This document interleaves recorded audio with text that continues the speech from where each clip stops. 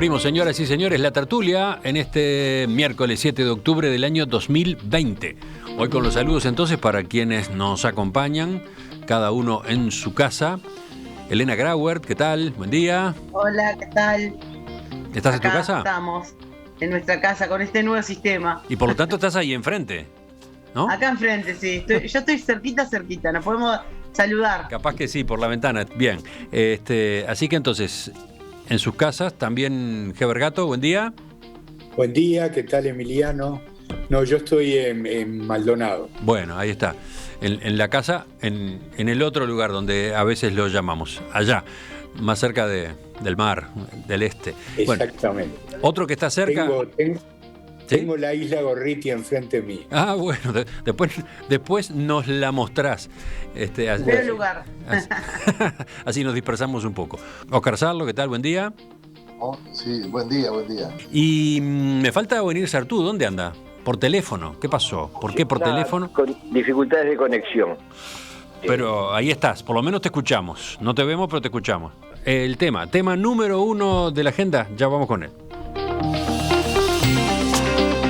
El PIT-CNT confirmó ayer que intentará someter a referéndum la derogación total o parcial de la ley de urgente consideración que fuera promulgada por el Poder Ejecutivo en el mes de julio.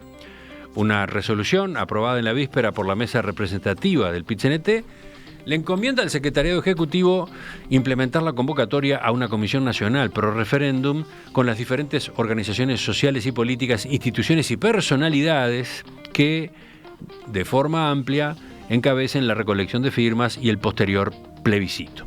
Esta comisión será la encargada de definir si se propone una derogación total o una derogación parcial de la LUC, la Ley de Urgente Consideración.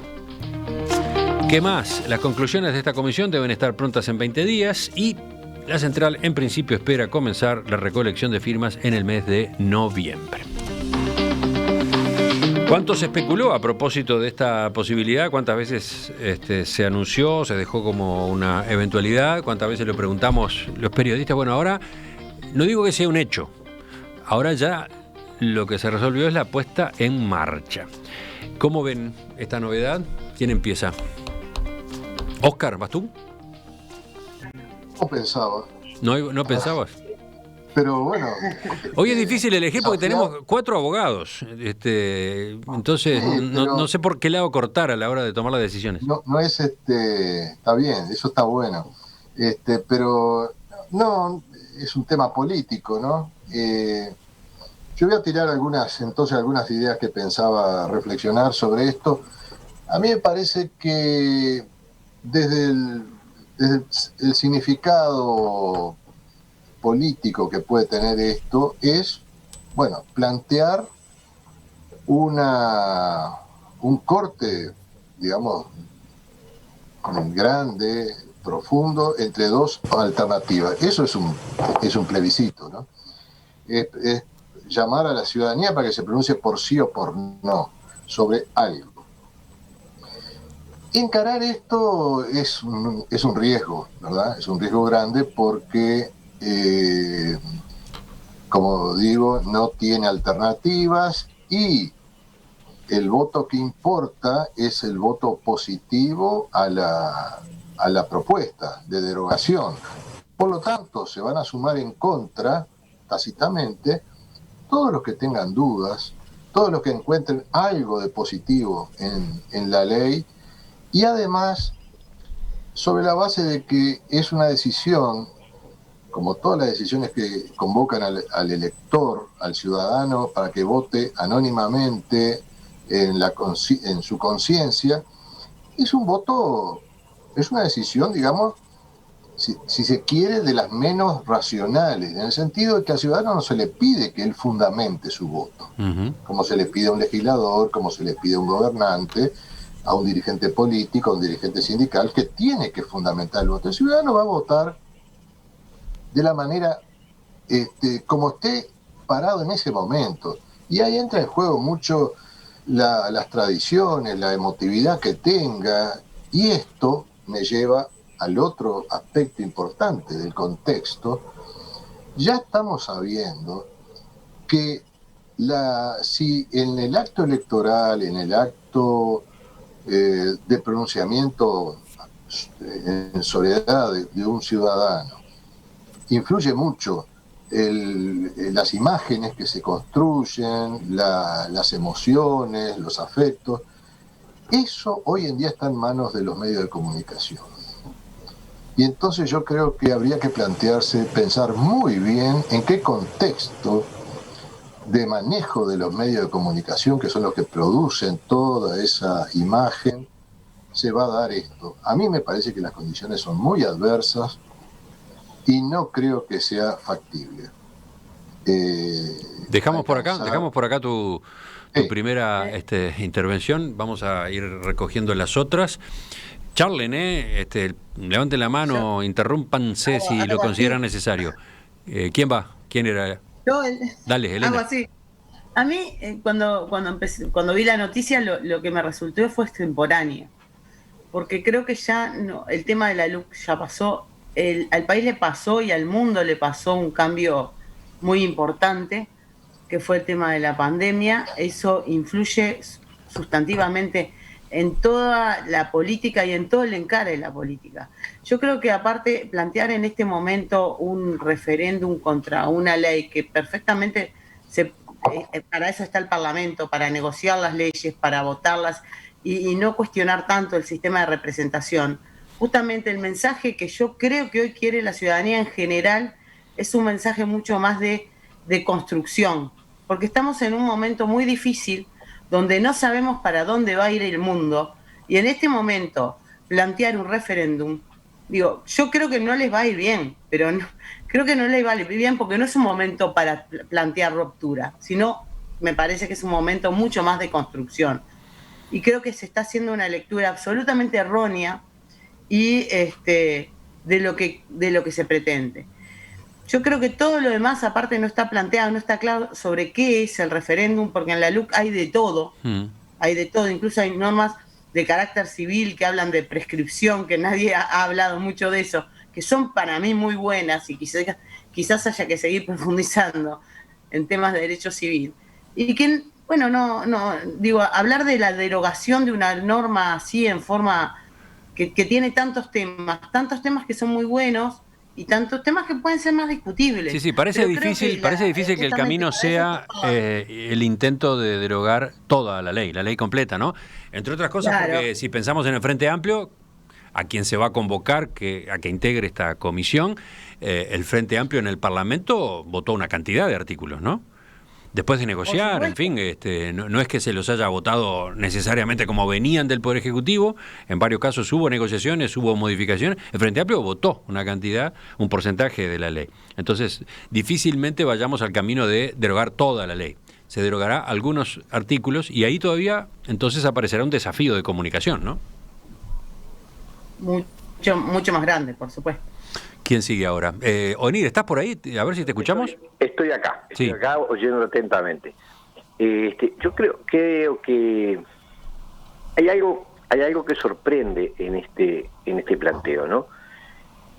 Por un lado, ¿cuáles son los problemas más graves que está viviendo el Uruguay en estos momentos? Y yo creo que claramente es la pérdida o disminución de puestos de trabajo.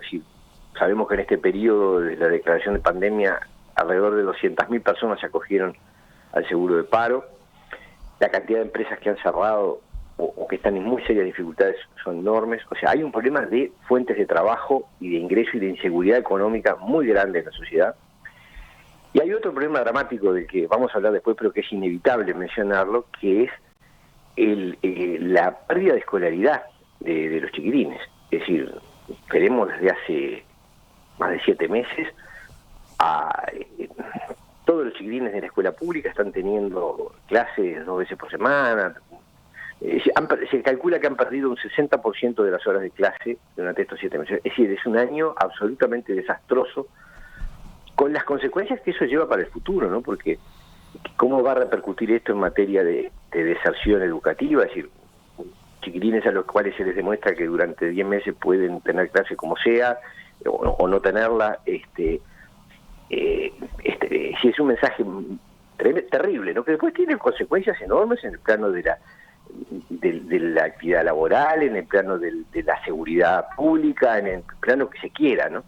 Es decir, me parece que esos son los grandes problemas que estamos así afrontando como sociedad.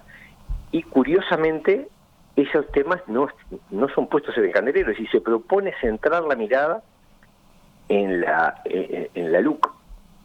Me parece hay algo ahí que me parece que está fallando, sobre todo cuando uno de los grandes problemas es el trabajo, es la falta de puestos de trabajo, a raíz de medidas que son sumamente opinables, ¿no? Es decir, sobre la necesidad y conveniencia de estas medidas de acuerdo a la situación sanitaria.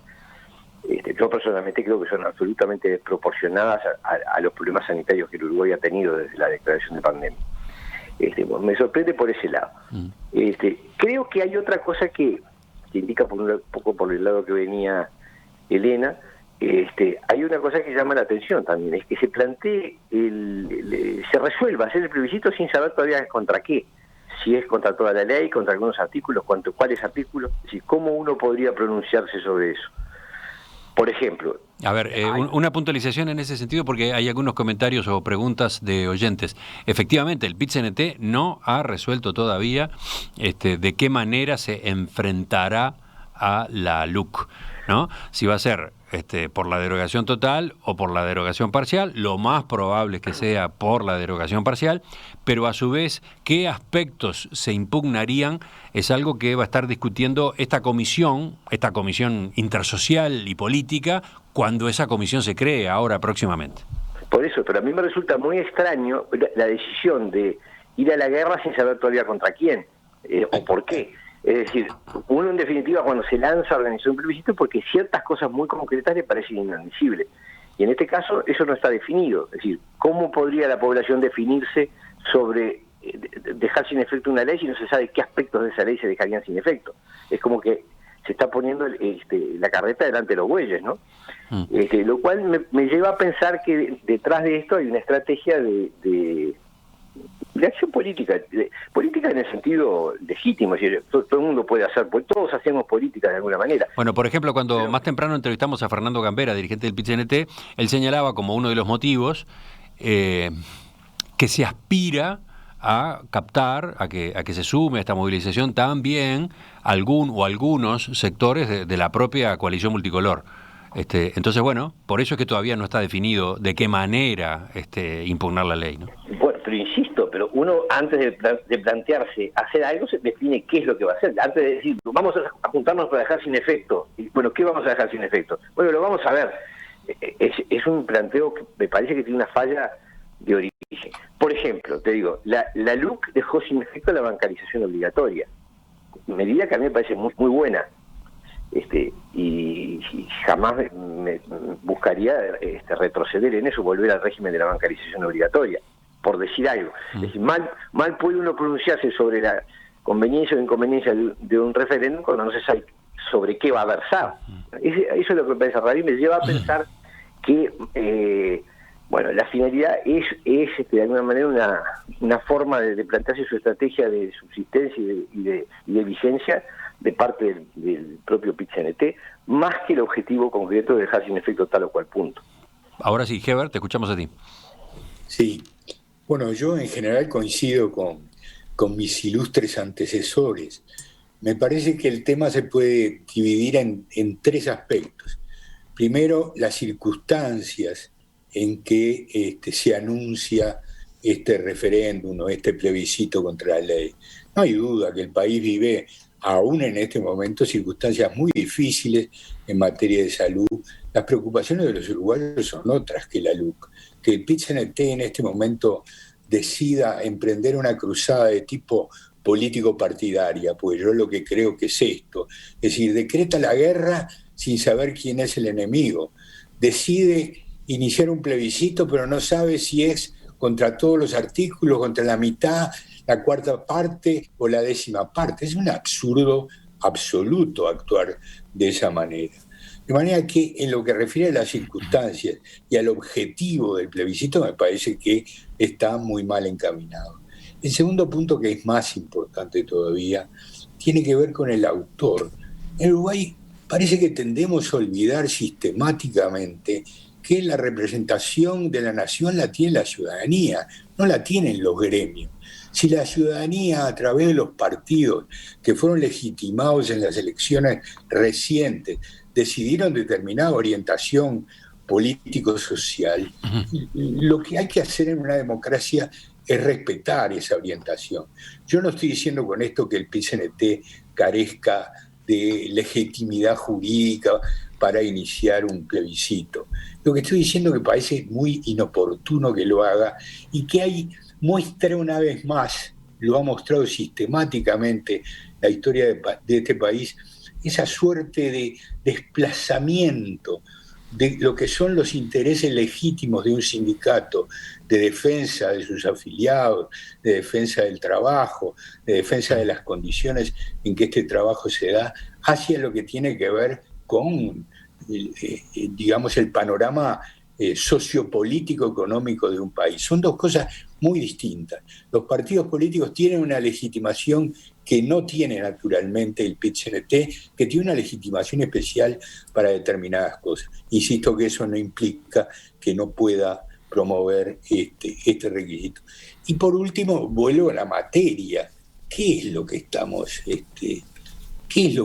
objetando? Como bien decía Elena, vamos a objetar las normas de prescripción, vamos a objetar el 50% de las normas que fueron acordadas por todos los partidos políticos de este país. Si así fuera, el PIT-CNT se está colocando en una situación muy lamentable, ¿verdad? Se está colocando contra el deseo expreso, si bien indirecto, de la totalidad de la ciudadanía. Si es solo la mitad, lo debería haber considerado antes y no al final del proceso.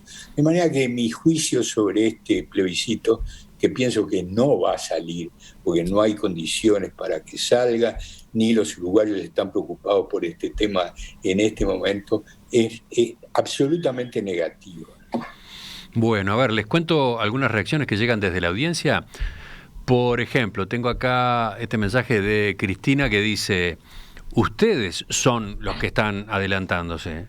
Ustedes están criticando algo que todavía no está totalmente resuelto.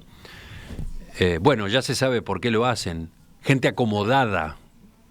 Por eso hacen el planteo que están haciendo.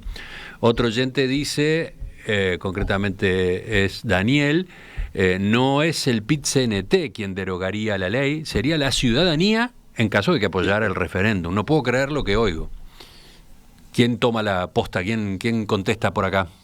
Yo quiero contestar algo. A ver. Bueno, es decir, yo no estoy diciendo que no sea la ciudadanía quien en definitiva, si aprueba un plebiscito, pueda derogar la ley. Lo que estoy diciendo es que quien está auspiciando esta derogación, quien la está preparando, quien la está armando, es sin duda el PIT-CNT, que designó una comisión a tales efectos y que ya adelantó su voluntad de derogar la ley. De manera que no estamos contraponiendo dos momentos de la ciudadanía. Lo que estamos diciendo es que el PIT-CNT sistemáticamente se arroga un papel en política partidaria que no le corresponde. Esto respecto a lo que dice el lector. El oyente. El oyente. ¿Alguien más quiere hacer comentarios sobre esto? Porque había alguna mano levantada ahí. ¿Óscar? Sí, a mí me interesa justamente ver políticamente esta cuestión. Pero sobre lo que decían los oyentes, ¿no? Colegas en la mesa, es un poco, es decir, quién es el que debe liderar la cuestión política, ¿no? Y bueno, acá tomó la iniciativa el PIT-CNT porque quien debería haberlo hecho no lo hizo, que es el Frente Amplio. Y a mí me parece bien que no lo haya hecho porque era un camino, a mi juicio, inoportuno, porque si ya se había empezado a trabajar, es decir, hay una cuestión que en teoría se maneja, es decir, si yo entro en un proceso de cooperación, aunque sea gritando en contra y todo lo demás, pero, por ejemplo, le pido al líder del gobierno que introduzca artículos en el proyecto de LUC, como hizo en su momento el presidente saliente Tabaré Vázquez. Sí, en el Parlamento contribuyo a la ley. Y estamos en otra dimensión de la política. Ya terminó plantearle la opción electoral a la gente, y estamos en otra situación. Bueno, se ve que esta opción que tomó el Frente Amplio, que para mí cerraba el hecho de plantear una dicotomía absoluta entre sí o no, a eso se le va a sumar además que de aquí a que se termine el proceso de recolección de firmas, ya va a haber mucha cosa que va a estar en funcionamiento, muchos interesados que van a ver ya a favor o en contra, y entonces me parece que no tiene sentido porque la gente antes que nada va a decir, bueno, pero tirar abajo esto va a ser incertidumbre, va a traer esto, lo otro. Es decir, ya entramos en otra dinámica. Yo soy, desde el primer momento, yo creo que al otro día que se conoció, el mismo día que se conoció el proyecto, me manifesté en contra y dije que era un abuso institucional lo que habían cometido con el proyecto. Pero la dinámica fue llevando a otra cosa. Y yo soy un gran convencido que en la democracia hay que hacer política y la política la tienen que hacer los partidos políticos. Y no puede haber otros que se arroguen el liderazgo de establecer política. Y el documento del PIT-CNT entra en una cantidad de cuestiones políticas que es como si fuera un partido político. Y yo, con toda la simpatía que puedo tener, no le corresponde ese papel en la democracia, aunque lo pueda hacer. Yo prefiero que sea la fuerza política la que articule algo que trasciende a la clase trabajadora. No tiene sentido que la clase trabajadora o sus sindicatos asuman la representación de sectores vastísimos. Y además quiero decir que para esta confrontación que plantea, no va a poder reconstruirse el modelo, porque esto seguramente los principales impulsores van a ser sindicatos de funcionarios públicos, ya la situación aparece cambiada. En el 94 estaba Sanguinetti, dio una voltereta para apoyar el plebiscito en contra a favor de la derogación de la ley de empresas públicas. Esa fuerza ya no va a estar. Cuando Sanguinetti apoyó el referéndum sobre empresas públicas fue 92, ¿no? Año 1992. 92, perdón, sí, en el 92. Hoy ya está del otro lado, está a favor de las privatizaciones que se plantearon, que son muy tímidas, pero que van en esa dirección.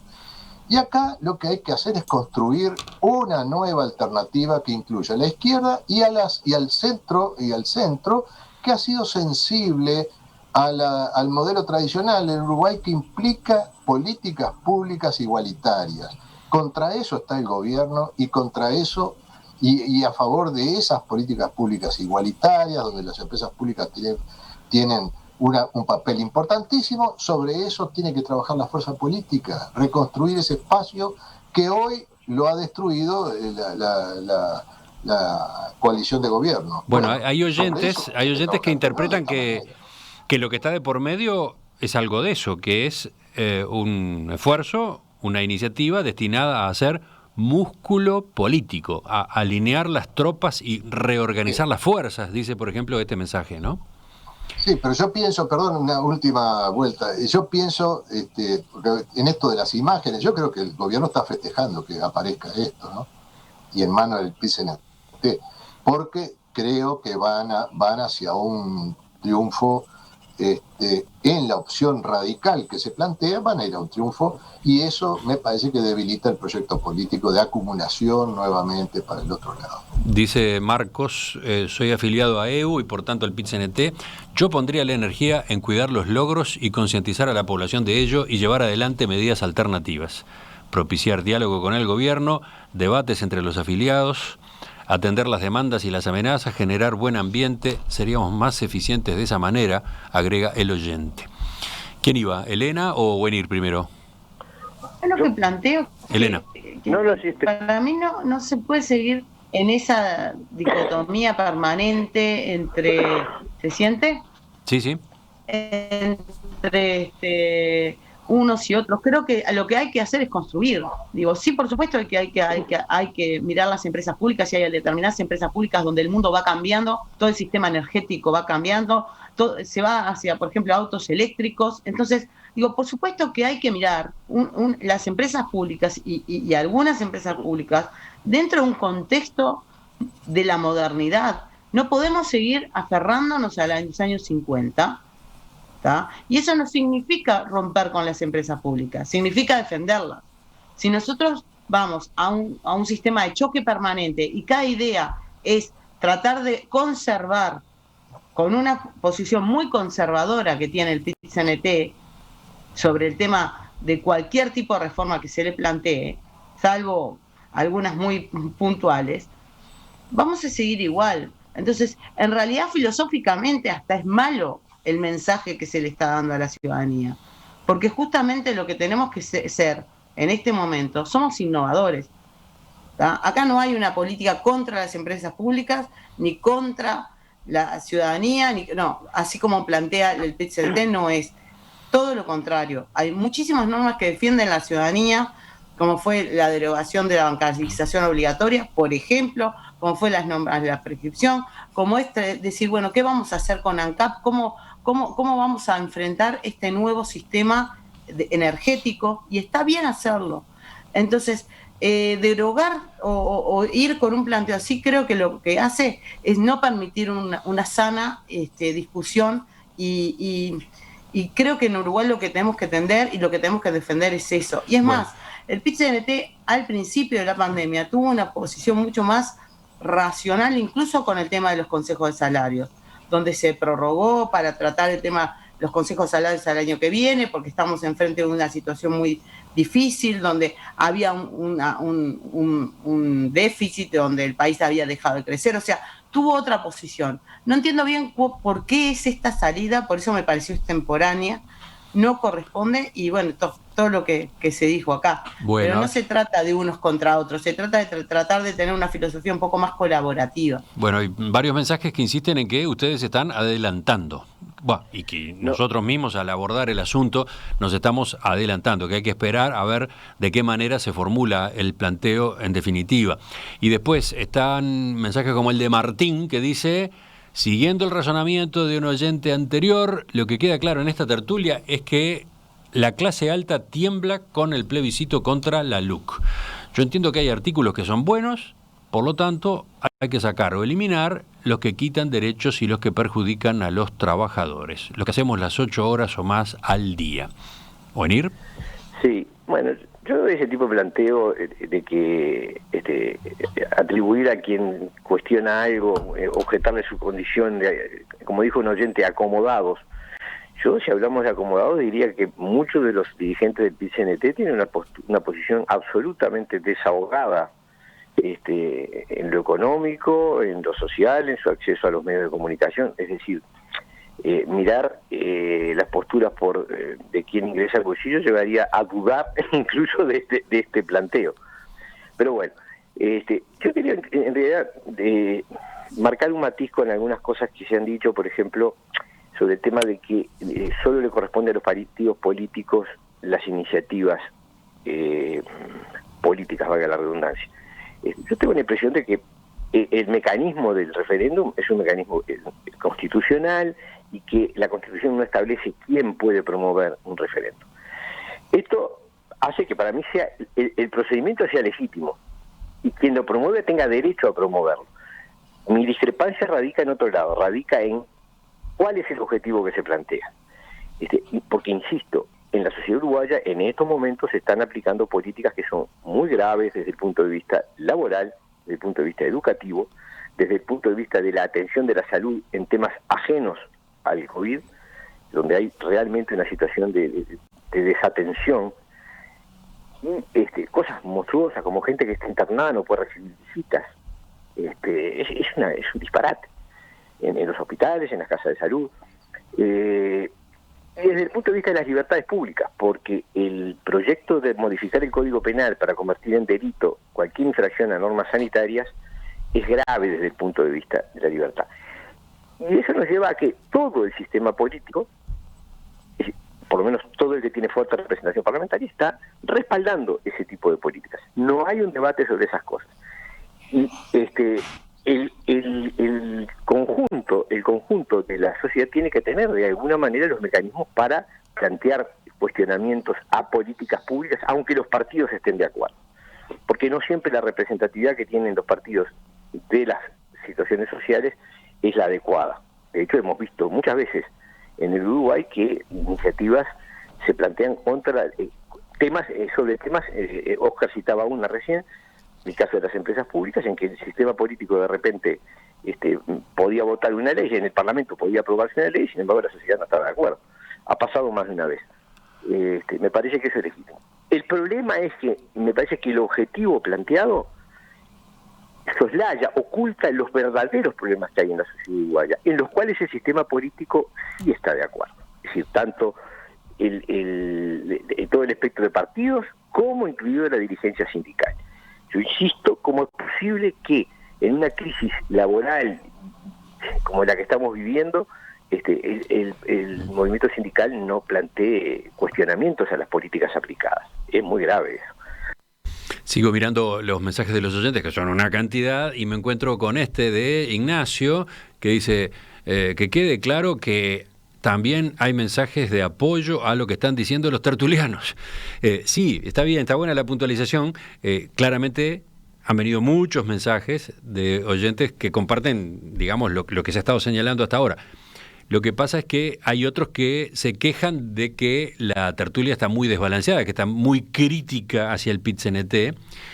Bueno, entonces yo he estado incorporando a aquellos que aguijonean, ¿no? Aquellos que discuten, aquellos que plantean divergencias. Por eso el manejo de los mensajes, que claramente, evidentemente, no es absolutamente completo. Se nos fue el tiempo.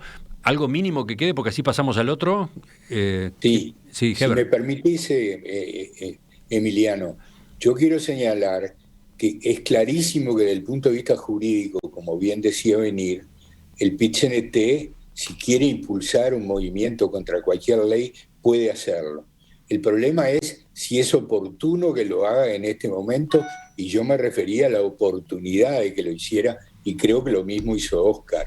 Obviamente que no son únicamente los partidos políticos los que pueden impulsar el plebiscito. La Constitución no establece distinciones y 3 ciudadanos, si quieren, pueden iniciar un movimiento. El problema es, el PIT-CNT le hace bien al país que el PIT-CNT sea el que inicie este movimiento, es congruente con los fines del PIT-CNT, y termino diciendo, un oyente decía recién, bueno, hay que combatir todo lo que haga mal a los trabajadores. Está totalmente equivocada, es una concepción arcaica del mundo donde el proletariado siempre tenía razón. Hay que combatir las políticas que le hagan mal al país, no al proletariado. Si alguna política le hace bien al país y de alguna medida impide el avance del proletariado, hay que adoptarla. No estamos en el marxismo-leninismo. Ya volvemos, ya seguimos en la tertulia de hoy, miércoles.